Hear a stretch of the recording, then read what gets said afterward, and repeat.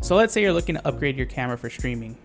Maybe you want that cool bokeh effect or something that works well in low light, but you have no idea what aperture is or focal length or shutter speed. So this video is going to be a crash course for you in DSLR and mirrorless cameras. That way you can find the right camera body, the right lens, and the right accessories just for your needs. So what's the difference between a mirrorless and a DSLR camera? Well, it's pretty much in the name. A DSLR actually has a mirror in it that reflects the image up into the sensor, whereas mirrorless obviously doesn't have that. Mirrorless cameras can be a little bit smaller than a DSLR, mainly because they don't need the mirror inside, and in some cases they can actually be a bit more budget friendly. Regardless if you pick a DSLR or a mirrorless camera, an important consideration to make is if the camera has a clean HDMI output. A clean HDMI output is basically if you send HDMI from the camera into a capture card, it won't display all the information on the viewfinder, so that's like the aperture or the shutter speed. You can check in your menus to see if you can enable this option. It's usually turned off by default. Some cameras don't have this option, pretty common with Canon cameras. So for Canon cameras, you need to install a custom firmware known as Magic Lantern, and once that's installed, you can enable the clean HDMI output. If your camera doesn't have a clean HDMI feed and you don't feel comfortable installing custom firmware, another solution is software called SparkoCam. SparkoCam is paid for software that basically turns your camera into a webcam. The only drawback with SparkoCam is because of USB bandwidth limitations, you won't be able to get the full resolution or the full frame rate out of your camera. So when selecting the camera body you wish to use, you have to take into account the lens mount and the sensor size. For lens mount, just to keep it simple, Canon goes with Canon, Sony goes with Sony, unless you buy an expensive adapter to use them between each other. The sensor size will determine what is known as crop factor.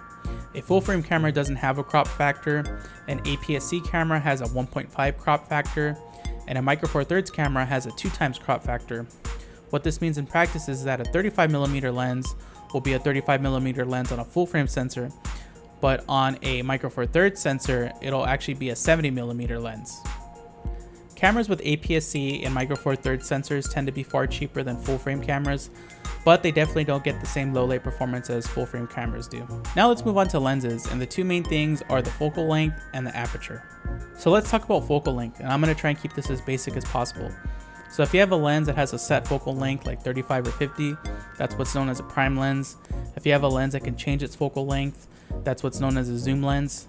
And basically, if you don't have a lot of space for your camera or you need to keep it pretty close, you're going to want to get what's known as a wide angle lens, and that's basically a lens that's lower than 35mm. Next is the aperture.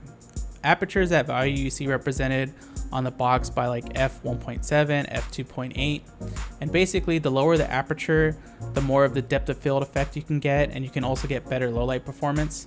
So if you're looking for a lens with really low aperture, you're probably going to be buying a prime lens. So now that you have your camera body and lens, it's time to go in the video settings for your camera, and the goal basically is to make sure your video isn't grainy. First, let's set the aperture. If you want like more of a blurred background, set the aperture to low. If you want the background in focus, then set the aperture high. Next, set the shutter speed. The shutter speed should always be twice of what your video frame rate is. So if your frame rate is 30, set the shutter speed to 60. If your frame rate is 60, set it to 120. If your video feed is kind of dark, there's two ways to solve this. The best way to do it is with lights. If you don't have lights, you're going to have to use ISO. And basically, the higher you set the ISO, the more noise or graininess you see in the image. It varies from camera to camera, but generally you don't want to go above 800 ISO. Next, you're going to want to check the output resolution of the HDMI feed. Make sure it's 720p or 1080p.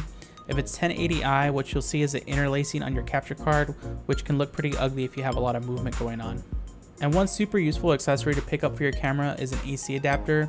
That way you don't have to be constantly swapping out batteries. So that should be all you need to get started with your new camera for streaming.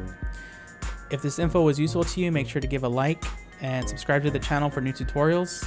And yeah, ask any questions in the comments and catch you later.